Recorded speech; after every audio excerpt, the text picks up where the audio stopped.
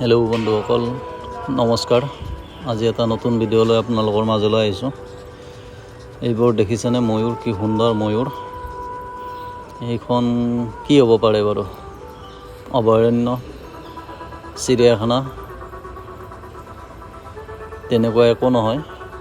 এইবোৰ পালনীয়া ময়ূৰ নহয় বা কোনো চিৰিয়াখানাৰ ময়ূৰ নহয়।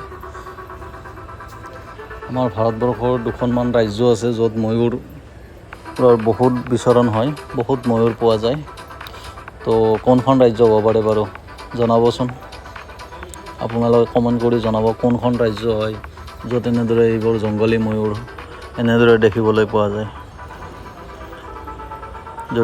যদি ভিডিঅ'টো ভাল লাগে প্লিজ লাইক কৰি দিব, যদি পাৰে শ্বেয়াৰ কৰি দিব, আৰু বেছি ভাল লাগিব। কি সুন্দৰ ময়ূৰ দেখুৱাইছোঁ আপোনালোকক।